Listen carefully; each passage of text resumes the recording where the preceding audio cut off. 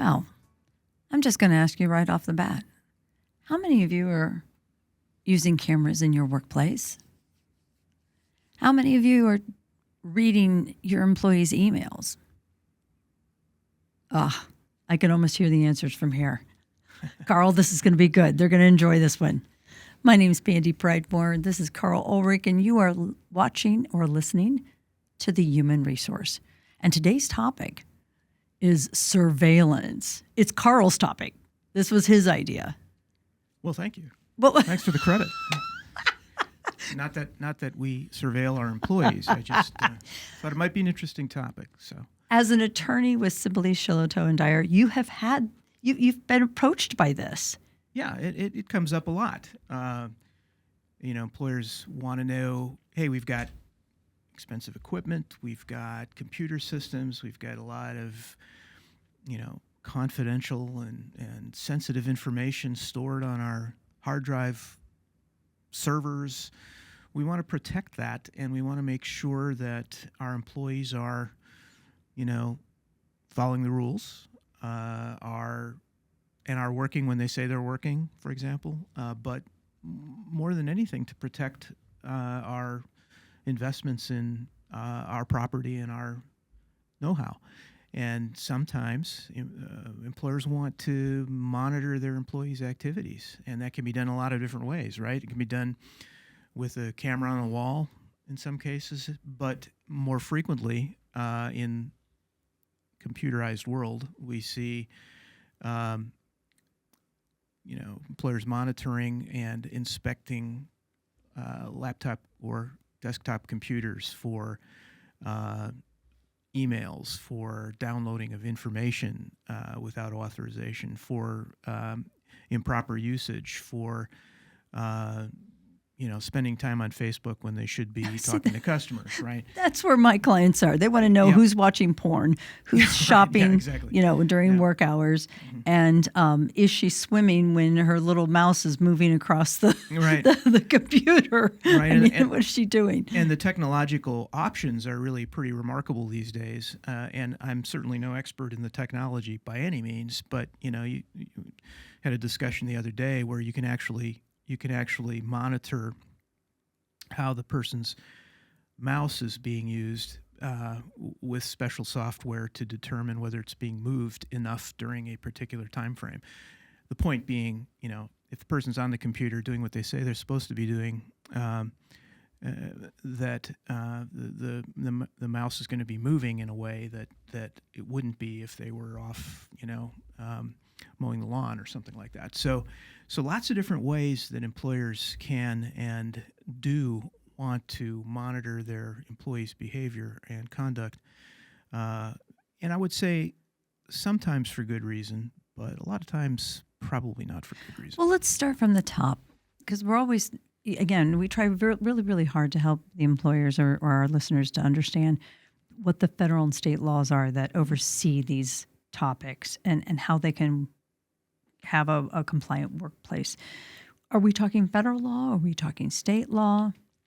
Well, a little bit of both, but primarily we start with the old law called the common law, which talks about any individual has a reasonable expectation of privacy over private communications, and that doesn't necessarily mean just at home. It could be a reasonable expectation of privacy over communications, personal communications, even while they're in the workplace, right? That's the starting point for the law, and that's been that law's been around for years. The point being, what is a reasonable expectation of privacy? How reasonable is it for someone to expect to maintain privacy over personal communications when they're at the work site, sending emails back and forth to Amazon or to a friend about personal matters during work time? Is it reasonable for them to have an expectation of privacy over those communications and when they're using a company computer? Mm-hmm.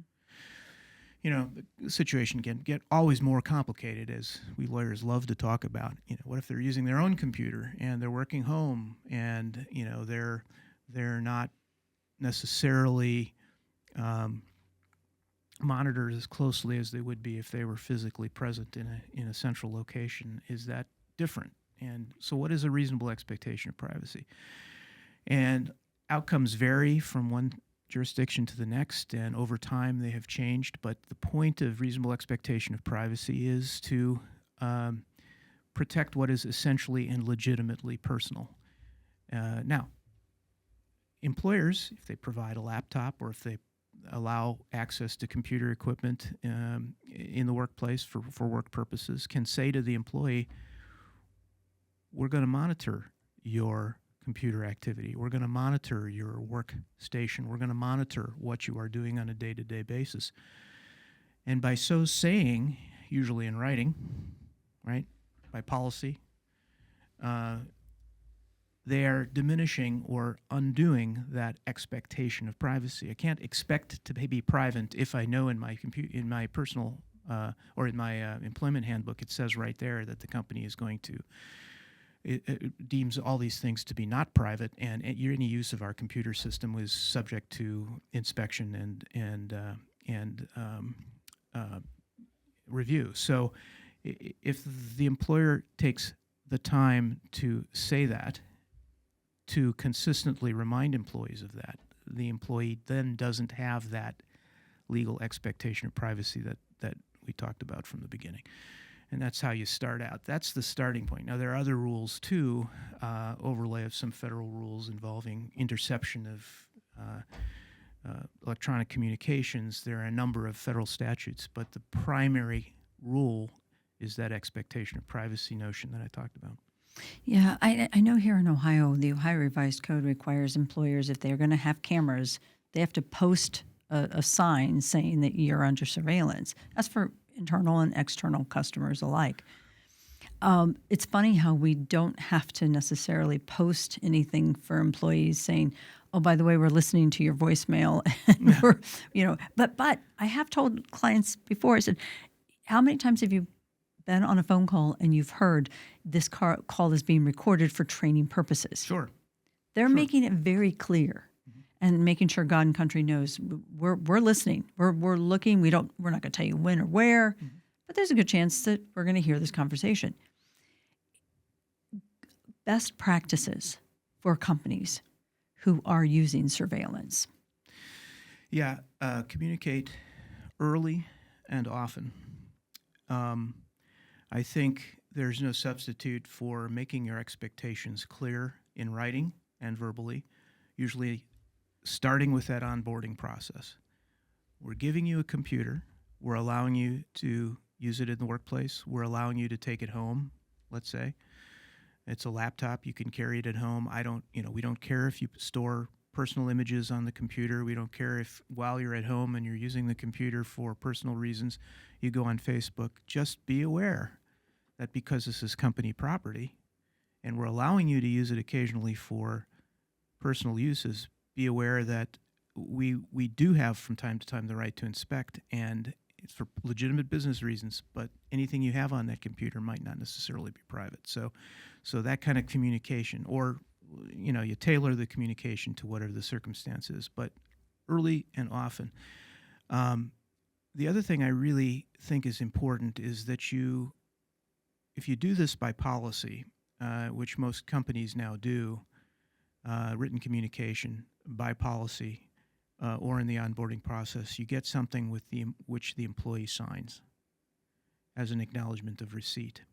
And that acknowledgement usually says something like, I've read and understand the corporate surveillance and inspection policy. I acknowledge that it's my responsibility to ask questions about anything I don't understand. And they sign off on that, and they date it, which then becomes evidence in the event they later come back and say, well, you looked at my computer, and in the process of checking to see whether I had stolen any proprietary trade secrets, you also accessed my Facebook account. Or you saw those personal photos of me, which I didn't want to share. Yeah, it wasn't the purpose for the inspection, but it was inevitable that happened. So, again, those kinds of communications need to be clear up front, and I think sometimes we forget that. I think for some people that would be a condition of employment. Yeah, yeah. Understand if you're going to be putting some very compromising pictures on your computer.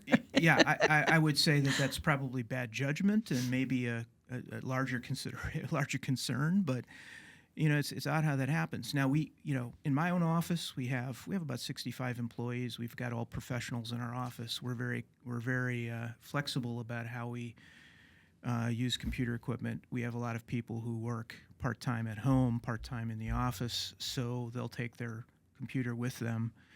And when we, as a matter of best practice for us, it was helpful for us to say to our people, look, we know we want to be flexible with you. We're giving you this computer for work, but it's okay if you use it for personal purposes. We want you to be proficient. We want you to use the computer for whatever. Now, there's an element of trust in that, right? We're making a decision to trust our people that they're going to use the computers in the right way. But they also know that there are times when, and we deal with confidential information from clients every day, and that information is sometimes stored on our computers. And oftentimes we need to access that even when the user of that computer isn't available. Now, we have centralized servers. We have a fairly sophisticated system. But we have made the judgment that, we don't mind if folks use the system, the computer equipment for personal reasons. We just want them to be professional about that. And that doesn't mean, doing it in an inappropriate way in the workplace. Obviously, that's a different issue. But we do allow some flexibility, and that's a judgment call for every employer, really.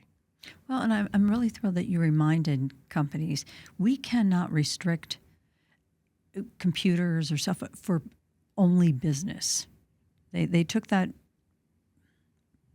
They took that, I don't know, restriction. I guess they took that away from us. That we have to give the employees some sort of reasonable ability to use it for personal use, just in case they want to contact a union. I mean, or report a safety issue. We aren't allowed to do that. But at the same time, I think that they should be, told ahead of time that you have to bring your personal in to be scrubbed if you're leaving the company. Well, and that's the next question, right? What happens when somebody leaves the company? They have personal information as well as business information on a company-supplied laptop, or even more complicated, on a personal laptop that we've allowed them to use for business reasons. Yeah, happens all the time. They're taking that laptop with them because they own it, right? If it's a company laptop, they're giving it back to the company. That's less of an issue. But let's say it's their own laptop. Do we have a right to go in and scrub it, take our stuff off of it? Again, yes, subject to, that's more complicated, and it's oftentimes more difficult to enforce because, again, person leaves, they're taking their laptop with them, it's their company, it's their personal property. Mm-hmm. They would expect to take that along. What they don't always realize is that they may have digital files with proprietary trade secret information that companies are very concerned about. Again, how do you navigate that? Again, early, often communication. You want to make it clear, all right, as a condition of us allowing you to use your personal computer for business reasons and for business purposes, we may limit what you can store in that computer. We may limit how you can use it for business reasons. But if you do leave the company, we will have, and you sign off on this, have a right to inspect that hard drive to make sure that everything that belongs to us is removed. Mm-hmm. And that, I think, is really a minimum requirement if you're going to allow people to use their own computer equipment for business. You should be prepared to make that clear as a condition of that usage. In the time that we've got left, let's go back to the cameras, because I've got a number of clients that have their facilities surveillanced for multiple reasons. But when you go into the office setting, you really have to be careful about where you're positioning those cameras. Mm-hmm. So let's just give them a reminder of what to think about when they're positioning those cameras. So, I start with the simple rules, not very simple, but reasonable expectation of privacy. You don't put cameras up in a bathroom, right? In a changing area. You don't probably put cameras up in a private space. Now, if it's a workspace, it's theoretically okay. If it's a common area, a waiting room, a parking lot, something along those lines, I think that's certainly okay. But the real question is, what about areas which are a little bit of both? What about a lunchroom? And the other question is, it may depend upon whether you've got a represented workforce or a non-union workforce. In a non-union context, you have a little more flexibility in this case, subject only to that expectation of privacy we talked about. But there may also be other situations where there's a represented workforce where a union is recognized and representing the employees. Surveillance is more complicated in those situations, in part because you have a bargaining obligation under the National Labor Relations Act. So anything that affects the terms and conditions of employment, which could in some cases involve surveillance or include a surveillance, you may have to be prepared to talk to the employee representatives about that. Again, it just depends on the circumstances, but camera surveillance is reasonably common. And again, I think to your point that you made earlier, it's always good to make it clear to a passersby that there is video surveillance, right? And that's employees as well as visitors. You're entering a space where there's video surveillance. Yeah, I had one client that was a little obsessive with his cameras. He's no longer, but he had him literally in the offices looking at the employee at his desk. And I was like, couldn't we just put it out in the hallway and get an idea of that he's in and out? Do we really need to be looking at every time he opens up a drawer? Mm-hmm. And you also want to be very careful, listeners. You don't want to just put the surveillance on nothing but the women, or you don't want to put it on just a certain class that could look like you're creepy. Mm-hmm. I'll just say that you're being creepy. Yeah. I also want to remind everyone, be careful about who has access to those cameras. It should be very limited. But I don't know about the how long you're supposed to keep them. Do you remember? I don't know that there's a particular rule about keeping, and I think in many cases the video tapes, the video digital files or whatever they are, will get overwritten on a regular basis anyway. So, but I'm not aware of any specific rule for retention of those things. Okay. Now you may be in a different situation if, for example, you are an employer involved in litigation and you get hit with a lawsuit involving an employee who also happened to be in surveillance, subject of a surveillance camera. Those video files may become evidence and you may receive what's called a litigation hold notice. So you'll have to make sure that any video files that are available at the time of that litigation hold notice are preserved. Good point. Not overwritten, because if they are overwritten, that is spoliation of evidence and potentially a problem independent of the lawsuit, right? So you want to put everything on hold. So there's a real management issue that comes with how you preserve information as a practical matter in the event of litigation. I've told them a million times, anything can be subpoenaed. Mm-hmm. Your text messages, your voicemail, your emails. Now I totally forgot about the surveillance tapes. Yeah. Absolutely. Any last words on the topic of surveillance? I think the question every employer needs to answer is, why are you doing it? Good. Why are you doing it? Am I doing it just because I want to have cameras up and I want to watch my folks, because I'm bored? And I'm creepy? You never do that, right? You never do that. Am I doing it because I have a legitimate concern about work habits, about property theft, about preservation of legitimate company interests or information? Why are you doing it? If you can't come up with a good why, don't do it. Start with the why, as Simon would say. Good old Simon Semenek. Well, that was a good topic. That was good because we haven't talked about that in quite a while. Carl, thank you. Thank you you. so much for coming in. And thank you for listening or watching. We're here for you. Send us your comments, send us your recommendations. We want to thank and welcome all the new viewers that are coming in and sending us comments. We are here for you. We'll see you next week. Take care.